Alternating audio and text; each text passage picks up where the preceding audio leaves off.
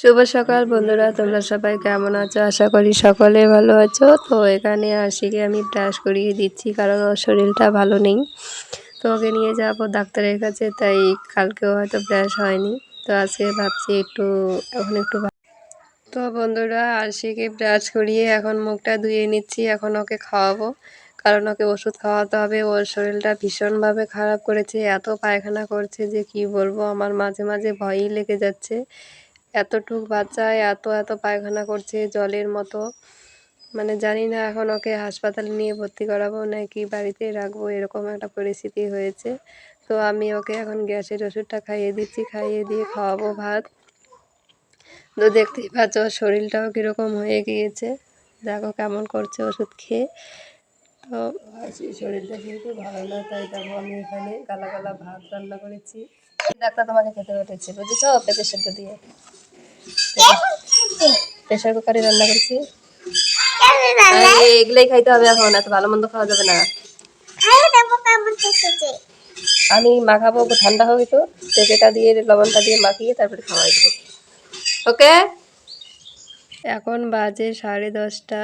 তো আশিকে সকালে ব্রাশ করিয়ে খাওয়া দাওয়া করে আর কোনো ব্লগ করিনি। এখন থেকে আবার শুরু করলাম।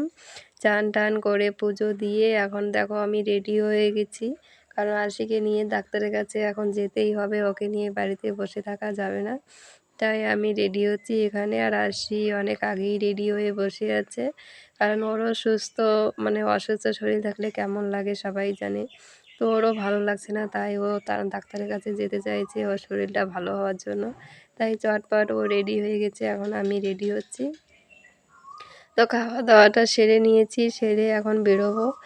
তো ছাগল গরু সব কিছুকে খাবার টাবার দিয়ে জল টল দিয়ে যাচ্ছি, কারণ ওখানে যাব কখন আসবো সে তো বলা যায় না, তাই না? তাই আমি একদম সব কিছু করেই যাচ্ছি, বেরোতে কথা বলছি।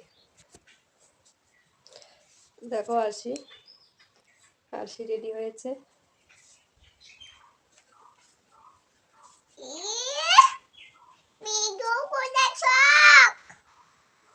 তো অনেকক্ষণে রেডি হয়ে বসে আছে, আমরা খাওয়া দাওয়া করলাম, করে এখন আমি রেডি হচ্ছি। আর ও তো রেডি আছে, আশিকাও রেডি হচ্ছে।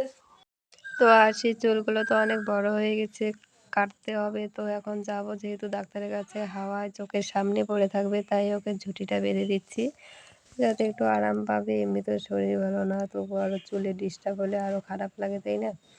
তাই ওকে বেঁধে দিচ্ছি। আর দেখো ও সমানে নড়াচড়া করেই যাচ্ছে, আর একটা না একটা কথা বলছে, মুখ বন্ধ নেই, বুঝেছ? শরীর ভালো না, বিছানায় শুয়ে আছে, তবুও মুখ দিয়ে কথা বলতেই থাকে। তো কী করবো, চলো কাজ কমপ্লিট, এইভাবেই যাবো। কারণ কোন পরিস্থিতিতে যাচ্ছি এত সাজাগোজার কোনো মানে হয় না, তাই না? তো চলো এইভাবেই চলে যাবো, আসি বাবা আসুক। তো আমরা হাসপাতালে চলে এসেছি।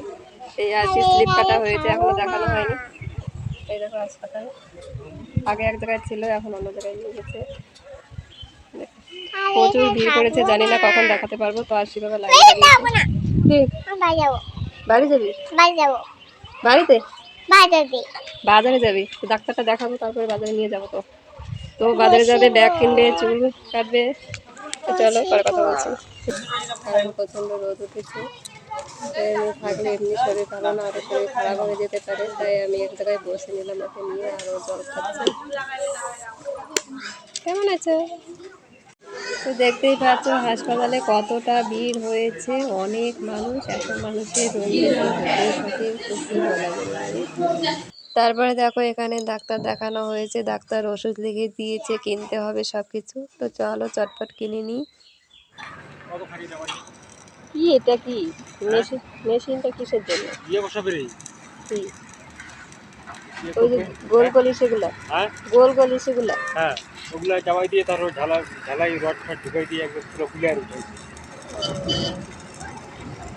তো বন্ধুরা, এটা দেখতে পাচ্ছ, এটা হচ্ছে ঘাটটার ব্রিজের নদীর ঘাট। তো এখানে এসে বসাচ্ছে, বড় ব্রিজ হবে তাই। আর আমরা এখানে দাঁড়িয়ে একটু দেখেছিলাম। তো এখন যাবো বাড়িতে, তো চলো যাওয়া যাক। তো চলে এলাম বাড়িতে। এর মধ্যেও আবার বাজারে ঢুকেছিলাম, সেটা তোমাদের কাছে শেয়ার করিনি। তো কি এনেছি সেটাই শেয়ার করছি। তো আরশির জন্য স্কুল ব্যাগ এনেছিলাম, আর বাজার টাজার করার ছিল না, ঘরে বাজার করে নিয়ে এসেছি।